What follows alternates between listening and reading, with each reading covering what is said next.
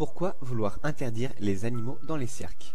Nous allons aborder dans cette vidéo les cirques animaliers, les associations et groupuscules animalistes, ainsi que la disparition des espèces. Les cirques animaliers.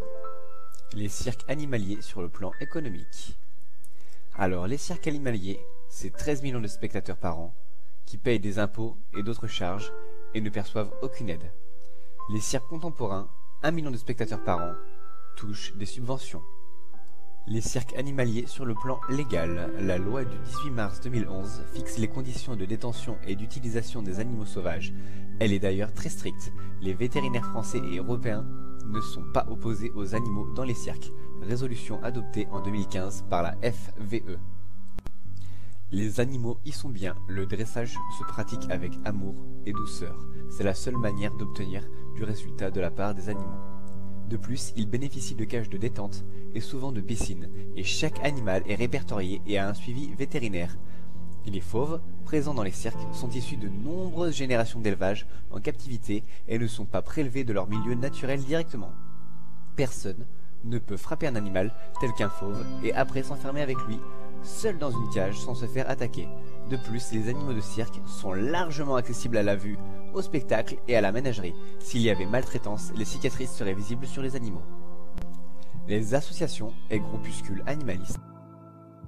Ces associations sont composées de gens souvent malheureusement pour qui les animaux ne sont qu'une excuse pour afficher leur haine, faire connaître leur petite personne ou gagner de l'argent malhonnêtement pour d'autres. Il y a aussi les gens qui pensent bien faire car on leur a menti au sujet des animaux de cirque. Par exemple, pour les associations et leurs dirigeants, leur but est de faire croire au grand public, principalement via Internet, qu'il y a maltraitance. De ce fait, ils promettent qu'avec l'aide de dons, ils feront interdire les animaux dans les cirques. Pour faire simple, si nous regardons les scandales qui ont lieu avec les associations et groupuscules animalistes et autres organisations de ce genre, ce qui en ressort est qu'ils réclament des dons pour les animaux, euthanasient la plus grande partie des animaux qui leur sont confiés ou qu'ils ont récupérés et investissent l'argent souvent dans l'immobilier ou s'en servent pour leurs intérêts personnels. Je vous invite à taper scandale association animale sur Google ou association animale sur la Cour des comptes. Vous y verrez bon nombre d'exemples de fraude ou autres. De faux sondages sont faits avec beaucoup de faux, car eux-mêmes sont conscients que s'ils présentaient les choses telles qu'elles sont vraiment, très peu de gens seraient pour l'interdiction des animaux de cirque. Vu comment ces associations entre guillemets de protection animale vous mentent, que pensez-vous qu'ils font de vos dons? La disparition des espèces. En 40 ans, nous avons perdu 60% des populations d'animaux sauvages. Plusieurs facteurs, la détérioration et la perte de leur habitat naturel, le développement, le dérèglement climatique, l'exploitation des forêts, le braconnage.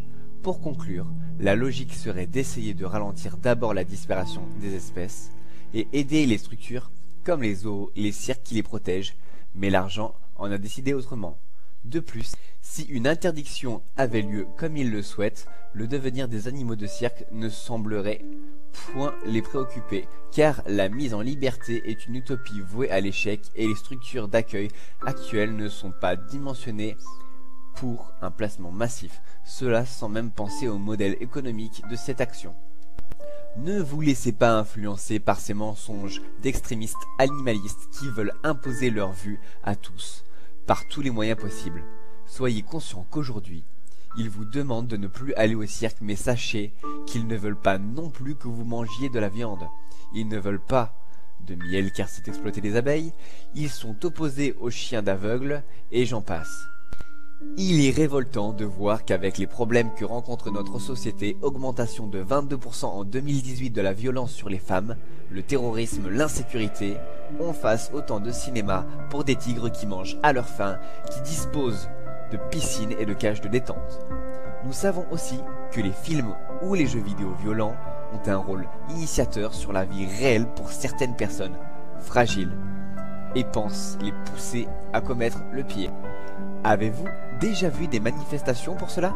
Moi jamais. Alors pourquoi ne pas aller manifester contre ce genre de choses au lieu de s'en prendre à un art qui reflète la joie, le courage et les efforts?